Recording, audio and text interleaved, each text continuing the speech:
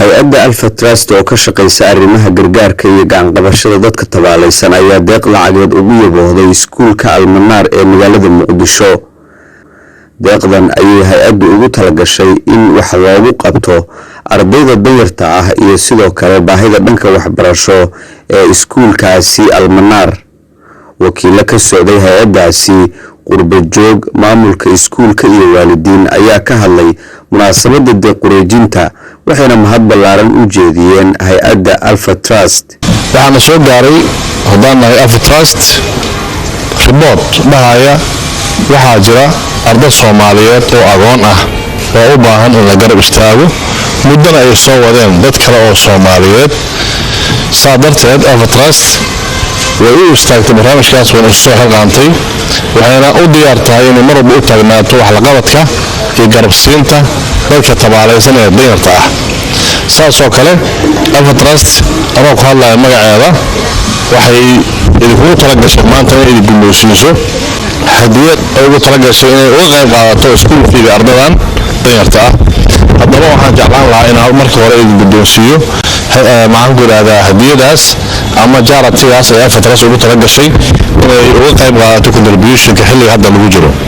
insha allahu tacaala waxaan rajeynayaa inaad kolley u qaban doontaan ardadaas masaakiinta ah oo aan isleeyahay waa xilligeedii ama waa xilli ku habboonaay ay uga qayb qaadan lahayd. waa ku mahadsantihiin runtii waxaa ku talagashay hay-adda Alpha Trust oo rabta inay uga qayb qaadato iskuul fiiga agoonta halkan fadhida oo runtii ay cidna u maqnayn Soomaali mooyo cid kale u maqnaysan jirin.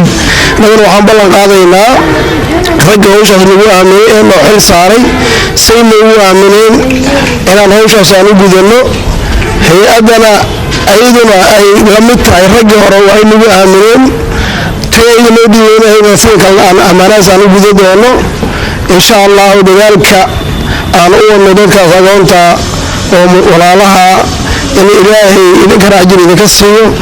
waxaan rajeynaynaa wanaagga ay bilaabeen inay ziyaadiyaan sii labalaabaan.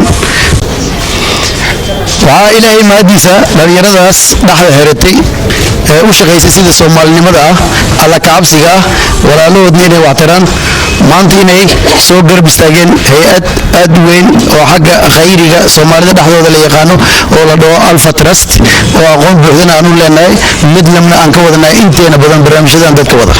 waxaan leeyahay walaalo jiraatiin dadaala waan idinku baranay inta badan waxyaabaha aan sameynayna xaqiiqiyan waa wax badan oo aan ayaga kaga dayanay. waxaa maanta meeshaan iskugu imaanay waa barnaamij khayr ah barnaamijkaas oo ah barnaamijka ugu quruxda badan ee la qaato oo ah khayrigana waa loo degdegaay maahan lagama daaho. marka maxay ahaatooday barnaamij socday muddo dhan 4 sano way dhan tahay. marka haddaan ahnay dhalinyarada u istaagtay inaan garab istaagno walaalka marka maxay ahaatooday ilmihii waa kan waa arkaysiin maanta heerka ay taagan yihiin iyo heerka aan la soo marnay maantana waxaa maxaad u mahad celinayaa dadkana soo garab istaaga jaaliyadaha Soomaaliyeed oo ay maantana garab taagan tahay ee noo timid hay-adda Alpha Trust. waxaan leenahay waa mahadsantihiin kun iyo kow jeer yaa noqontii u dambeysay ee ha noqoto tii mar walba ee soo noqnoqota oo mar walba aan garab taagan tihiin. waxaan kaloo maxay fariin aan u dirayaa waalidiinta ilmaha loo haayo oo ilmaha loo baraayo inay ilmaha ay ka soo dhisaan ay aasaaska guriga ka soo bilaadaan inay aasaaska ka soo bilaadaan ay garab istaagaan awlaada ay noqdaan mid walba habeen walba ay ku maxay ahaatooday ku tiraagaleen inay casharanta akhriyaan ay mar walba dadaalaan. dadaalka hal qof kaliya ma wadi karno annaga haddaan soo dadaalno waalidkan waxa looga baahan yahay inay dadaalaan. waxaan lagu dadaalin waxba laguma gaaro. waxaan kun iyo kow jeer mahad celin aan soo koobi karin aan u dirayaa jaaliyadaha walaalaheena soo garab istaagay 4 sano iyo maxay ahayd Alpha Trust oo hadirtaan soo garab istaagtay. waxaan leeyahay walaal waa mahadsantihiin meesha ka soo qaadeen khayr Allah idinku bedelo hana noqoto mid maxay ahayd joogto ah oo aan go'in. waxaan rajeynaynaa insha Allah ilmahan quruxda badan inay noqdaan ardayda mustaqbalka noqon lahayd madaxda wadanka noqon lahayd. waxaan leeyahay dadka kalena sidaan oo kale khayrka uga qayb qaata insha Allah.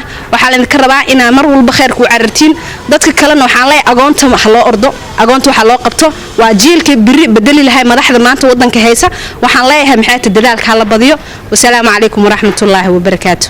annagana waxaan u dardaarmaynaa waalid haddaan isku dardaarmaynaa inaad duco habeen iyo maalin aan idinla fadhino oo ilaahay aan idinkaga rajeyno wixii aad bilowdeen inay noqdaan saa u bilowdeen kuwa u gaaro adduunka dacaladiisa islaamka ku nool inta soomaali camintiin deeqaas faraha badan ilaahay ay sii kare allah ay siiyo intaasaan ku duceeynaa. Assalaamu calaykum waraxmatullaahi wabarakaatuh. halkan waxaan ka salaamayaa dhammaan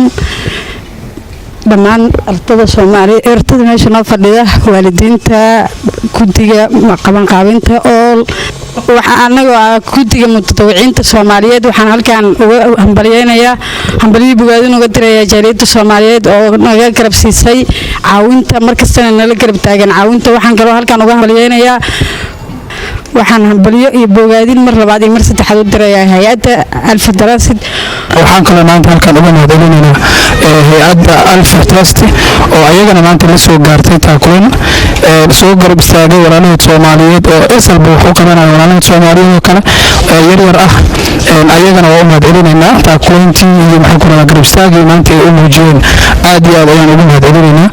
hay-addan Alfa Trust oo fadhigeedu yahay dalka Ingiriiska ayaa inta badan ka shaqeysa baahiyaha danyarta sida waxbarista carruurta qoysaska tabaalaysan iyo in shaqo loo abuuro dadka baahiyaha gaarka qaba. Maxamuud Soofaysane, Telefishinka Universal, Muqdisho.